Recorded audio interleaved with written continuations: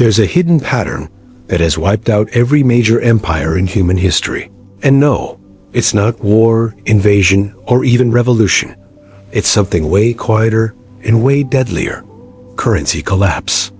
And here's the scary part. It happens the exact same way every single time. Rome, Spain, Britain, each one thought they were special, that the old rules didn't apply to them. And each one was dead wrong, because when an empire starts destroying its own money, it's already halfway to destroying itself. And now, in 2025, the United States is walking that same road, step by step, warning sign by warning sign. So the real question isn't if it's happening again. It's where we are in the pattern, the beginning, the middle, or the end.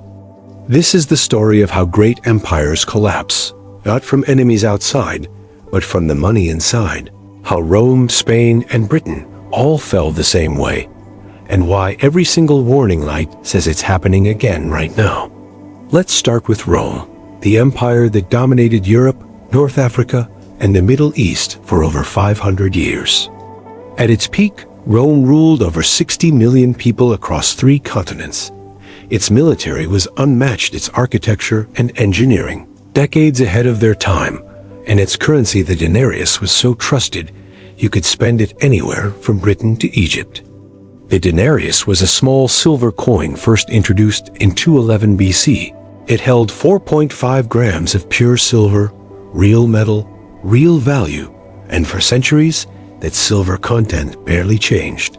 If someone paid you in denarius, you knew what you were getting. That trust, that belief in the coin's purity, is what powered Rome's rise. It's what paid their armies, built their roads, and funded the empire. But there's a problem with every empire. They get expensive. Every time Rome expanded, it needed more. More soldiers, more roads, more forts, more administrators, and sooner or later the spending outgrew the income. So what did they do? Exactly what every empire does when the bills get too big. They started messing with the money. Emperor Nero, who ruled from 54 to 68 AD, was the first to seriously water down Rome's silver. He needed cash to fund his lifestyle and wars, so he ordered the mints to cut the silver content of each denarius from 100% to 90%. That extra 10% was pure profit for him. He could now mint 11 coins with the same silver that used to make 10, same silver, more coins. That's inflation, Roman style. But 90% silver still had real value. The true destruction came later.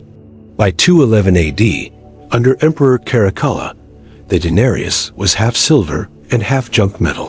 And by 265 AD, during the reign of Gallienus, it had only 5% silver left. A coin that was once almost pure silver had become a shiny piece of trash, 95% worthless metal coated with a silver wash. Now imagine being a Roman soldier around that time. You're getting paid in coins that look the same, sound the same, but they're worth 1/12 of what soldiers earned 2 centuries earlier. The government swore nothing had changed. The coins still said denarius. They still had the emperor's face on them, but in reality, the purchasing power had collapsed. Prices exploded. What cost 1 denarius in 200 AD cost 50 denarii. By 300 AD, farmers refused to sell food for coins and demanded barter instead. Soldiers started demanding gold or goods instead of pay. Tax collectors couldn't collect because no one trusted the money anymore, and the entire Roman economy just seized up. And here's the key part. Rome didn't fall because some army overran it. It wasn't a plague or natural disaster. It was self-inflicted. Rome destroyed its own money to fund spending it couldn't afford. And when the currency died, the empire died with it. By 476 AD, the Western Roman Empire officially collapsed, not because its enemies were stronger, but because Rome couldn't pay its troops, couldn't maintain its cities, couldn't fund its systems. Their currency had been debased into nothing, and everything built on that currency collapsed too. The pattern was clear: military expansion, overspending, money printing, inflation, collapse. Rome proved the formula. and every empire since has repeated it. If Rome fell because it killed its money, Spain fell because it had too much of it. Sounds strange? But that's exactly what happened. After Columbus' voyages in the late 1400s, Spain stumbled into a jackpot, an entire new world loaded with gold and silver. By the early 1500s, ships were sailing back from the Americas stuffed with treasure. Mountains of gold from the Aztecs, tons of silver from the mines of Peru and Mexico. It was the biggest cash flow in human history. For a while, it felt like Spain had broken the system. They didn't have to earn money anymore. They just dug it out of the ground. Armies, castles, fleets, luxury, they could buy it all. And they did. Between 1500 and 1600, Spain imported over 180 tons of gold and 16,000 tons of silver, enough to pay for endless wars, giant palaces, and a lifestyle fit for gods. But it also came with a curse. See, money isn't just metal, it's a signal. It tells people what's valuable, what's scarce, and what's worth working for. And when you flood the system with easy money, that signal breaks. And that's exactly what happened. Spain's sudden wealth made everything expensive: food, land, clothes, tools. Prices across Europe tripled within 50 years. This was called the Price Revolution, the first global inflation crisis in history. But while prices went up, productivity didn't. Why work hard when gold ships are docking every week? Spain stopped producing things. Farmers quit. Craftsmen gave up. The rich just imported goods from France, Italy, and England. So while Spanish gold flowed into Europe, it didn't stay in Spain. It flowed out again into the hands of smarter traders and manufacturers. Spain became rich in metal, but poor in everything else. And the government? Oh, they spent like maniacs. Wars in Italy, the Netherlands, and against the Ottomans. Then the Spanish Armada in 1588. A fleet so massive, it was supposed to crush England once and for all. Instead, storms and mismanagement destroyed it. The cost of those wars was off the charts. So the Spanish kings did what every overextended ruler does: they borrowed. By the 1550s, Spain owed billions in today's money to European bankers. Mostly in Italy and Germany, the crown kept taking loans against the next gold shipment. If we run out of cash, no problem. More silver's coming next month. But sometimes it didn't. Pirates, storms, shipwrecks, whole fleets went down along with the empire's finances. And in 1557, Spain did the unthinkable. It defaulted. It couldn't pay its debts. The richest empire on earth went bankrupt. Not once, not twice, but 4 times in less than 100 years.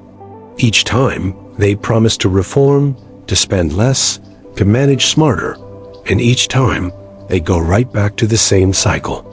By the 1600s, Spain was running on fumes.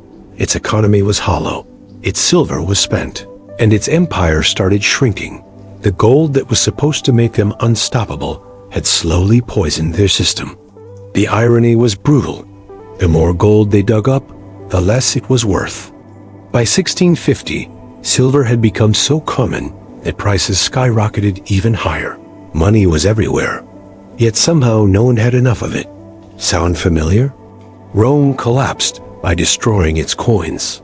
Spain collapsed by drowning in money that no longer held real value. Different story, same pattern. And just like Rome, another empire was watching from the sidelines, learning, growing, waiting for its turn on top. That empire was Britain. By the time Spain started collapsing under its own gold, a new player was quietly rising. Britain. Small island, no mountains of silver, no Aztec treasure. But what they did have was brains, ships, timing, and a system no one had seen before. They watched Rome and Spain burn themselves out, and they learned a brutal lesson. Real power doesn't come from gold or silver. It comes from trust in your money. By the late 1600s, England had been through civil wars, bankrupt kings, and too many battles. They needed cash fast. So in 1694, they created the Bank of England, the first modern central bank, a place that could print money backed not by metal, but by future taxes, a promise of trust. They called them banknotes, literally notes, saying the government owes you this much, and people believed it because the Navy was strong. The Crown always paid its debts, and their word actually meant something. That trust turned paper into power. With that power, Britain exploded onto the global stage. They built colonies, industries, and trade routes spanning the planet. By the 1800s, the phrase "the sun never sets on the British Empire" wasn't a joke. It was literal. But power comes with a trap. The moment you realize you can create it out of thin air, you start pushing your luck. By the mid-1800s, Britain had become addicted to paper promises, printing more money than gold to back it, funding wars, railways, colonies, and palaces. Everything ran on IOUs. In 1914, World War I hit, and Britain suspended the gold standard. Paper was no longer redeemable in gold. They just printed what they needed to fund the war. After the war, prices went crazy. Inflation hit, workers rioted, and Britain tried to restore gold convertibility in the 1920s. But the numbers didn't add up. Too much paper, not enough gold. Then came the Great Depression, and Britain finally gave up pretending in 1931. They abandoned gold for good. The pound was now backed only by confidence, only by trust. Even that trick, exporting inflation to colonies, couldn't last forever. By World War II, Britain was deeply in debt, mainly to one country that had replaced it as the world's factory and lender, the United States. When the war ended in 1945, Britain was broke. Colonies demanded freedom, the pound was in free fall, and in 1949, it was devalued by 30% overnight. The empire that had ruled the seas for 2 centuries had drowned in its own debt. The pattern repeated again. Rome destroyed its coins, Spain drowned in gold, Britain inflated paper, and all three collapsed in the same sequence: debt, inflation, loss of trust, and empire collapse. And after Britain fell, a new empire rose, promising it wouldn't repeat the mistakes, a superpower with a currency that would be stable, trusted, and dominant. That empire was the United States of America. Which brings us to now, the United States, the current empire, the current reserve currency, and every single warning sign that destroyed Rome, Spain, and Britain is flashing red. Let's start with the currency. The US dollar has been the world's reserve currency since 1944. After World War II, the Bretton Woods system made the dollar the global standard. It was backed by gold, $35 per ounce. Other nations pegged their currencies to the dollar, and the dollar was as good as gold, literally. But just like Rome, just like Britain, the United States started spending more than it had. The Vietnam War, the Great Society programs, military bases around the world. By the 1960s, foreign governments noticed that America was printing more dollars than it had gold to back them. France, under Charles de Gaulle, started demanding gold in exchange for dollars. Other nations followed. The gold was leaving Fort Knox. The bluff was being called.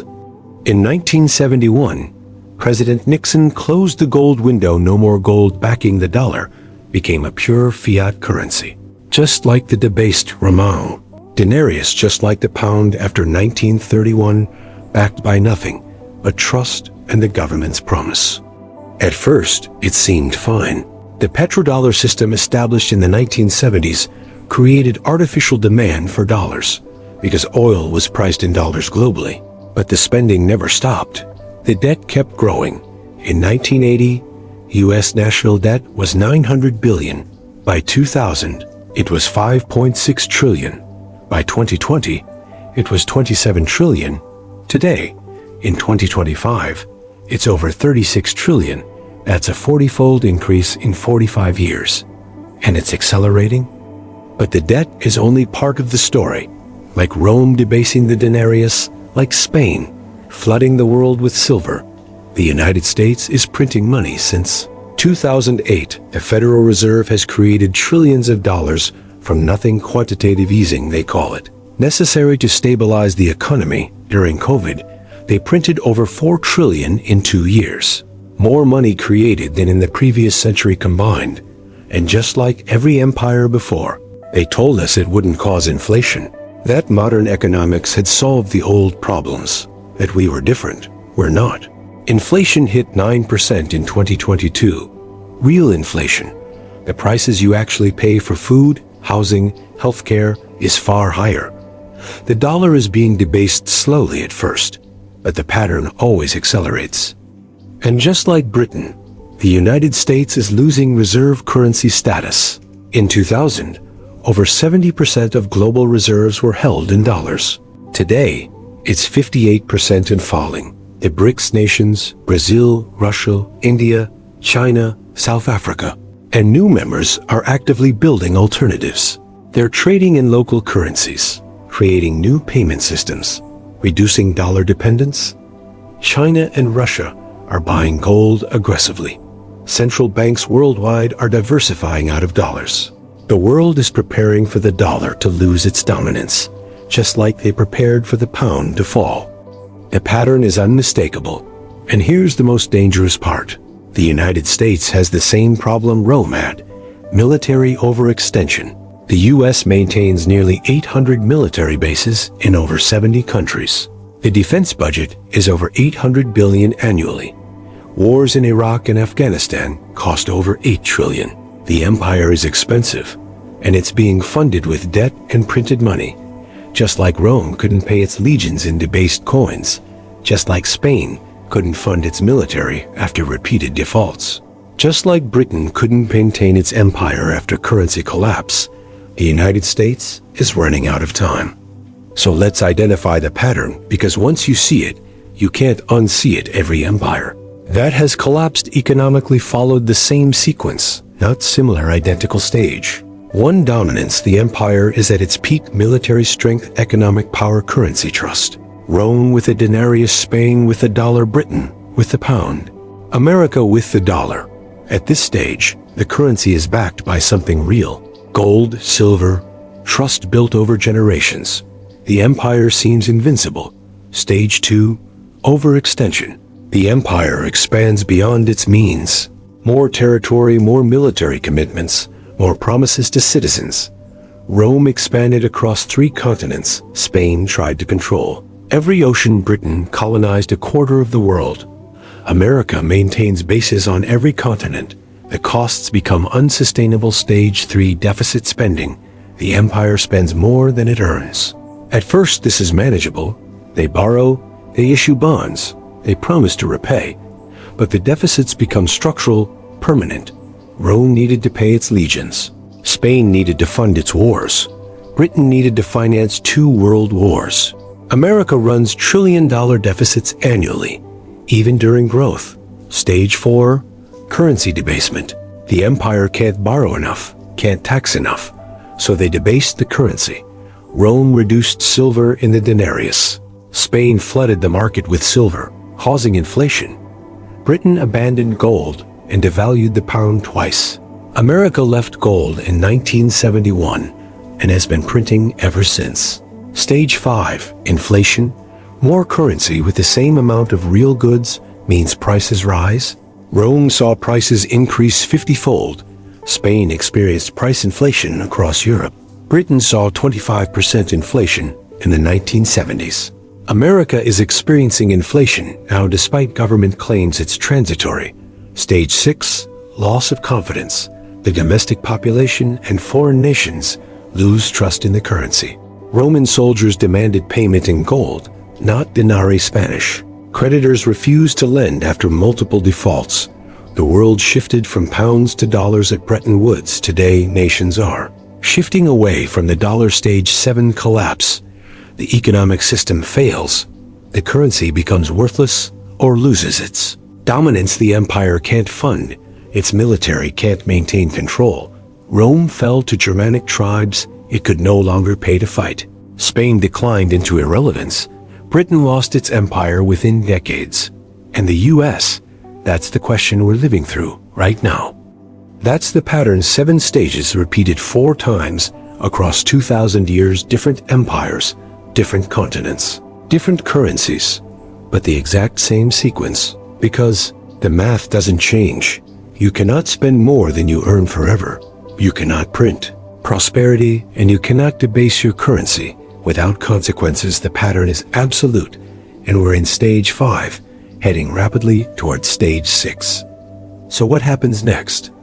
History gives us 3 possible outcomes. First, controlled decline.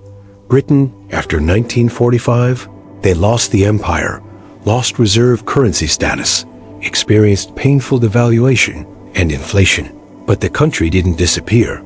It adjusted to being a second-tier power. A slow, humiliating decline, but not total collapse. Second, chaotic collapse. Rome in the 5th century, the currency becomes worthless. The government loses control. The empire fragments. Dark ages follow. This is the worst-case scenario. Complete systemic breakdown. Not just economic, but social and political. Third, reset and restructure. A new currency system is established, maybe backed by gold again. Maybe a new reserve currency emerges. China's yuan, a basket of currencies, digital currencies. The old system dies, but something new replaces it relatively quickly, painful, but survivable. The United States is at the crossroads. The debt cannot be repaid, not at current levels, not with current spending. The only options are default, inflation, or restructuring. Default would destroy dollar hegemony instantly. Inflation is already happening and will likely accelerate. Restructuring requires political will that doesn't currently exist. And here's what makes this different from Rome, Spain, or Britain. Those were regional empires. The US dollar is the global reserve currency. When the Roman denarius collapsed, it affected the Roman Empire. When the dollar collapses, it affects the entire world. Every central bank, every trade agreement, every financial market. The interconnected global economy amplifies both the impact and the chaos.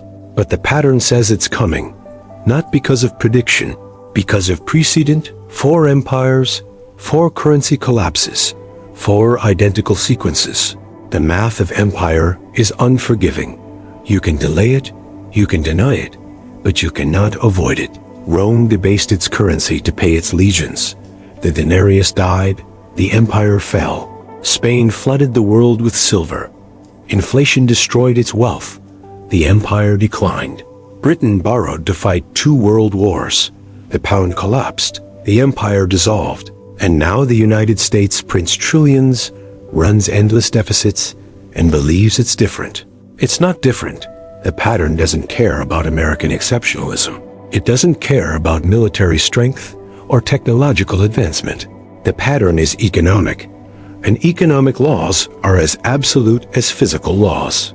You cannot print wealth, you cannot borrow forever, and you cannot debase your currency without destroying your empire. 4 empires, 4 collapses, 4 identical patterns.